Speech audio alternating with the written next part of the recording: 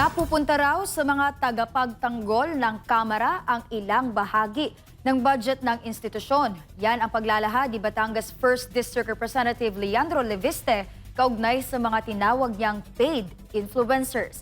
Si MJ Mondihar sa balita. Pagpasok pa lang ng bagong taon ay komisyonagan ni Batangas 1st District Representative Leandro Leviste ang umunay pagtaas sa 18.58 billion pesos sa Maintenance and Other Operating Expenses o MOOE ng Kamara sa 2026 National Budget. Sa isang Facebook post, ikinumpara ni Leviste ang sahod, bonus, MOOE at office budget ng isang congressman noong 2025 at 2026. Aniya, mula sa humigit kumulang 4 million pesos noong 2025, umabot na raw sa 22 million pesos ang kabuuang sweldo at MOE ng isang congressman ngayong taon. Kinisyon din ito ang umunoy 2 million peso Christmas bonus per congressman na pinanindigan naman ng ilang veteranong kongresista. Ang dagdag na pondo ay para umano sa holiday activities sa distrito at mga constituent dahil inaasahan ng publiko na magbibigay ng tulong ang mga congressman tuwing Pasko.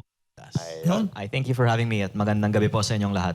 Sa panayam sa programang Vox Populi, inilahad naman ni Leviste na parte ng konekasyon niyang alokasyon ng Kamara ay napupunta umano sa isang partikular na programa.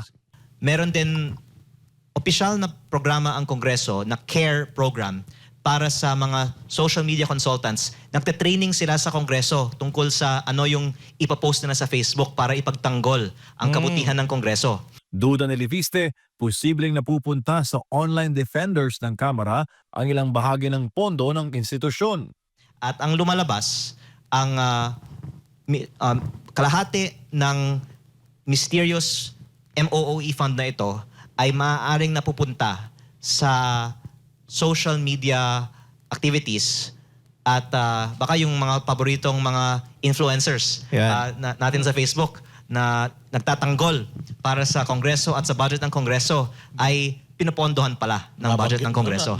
Batay sa pag-aaral ng University of Klagenfurt sa Austria, ang clout ng social media influencers ay hindi lang limitado sa simpleng pagpapahayag ng opinyon.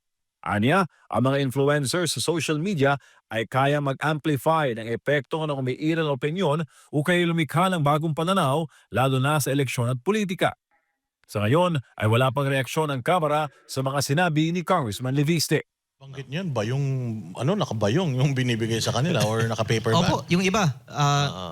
Mismo nagsabi sa akin na sila po ay binabayad ng cash sa supot o backpack. Para sa Diyos sa Pilipinas kung mahal, MJ Mondihar, SMNA News.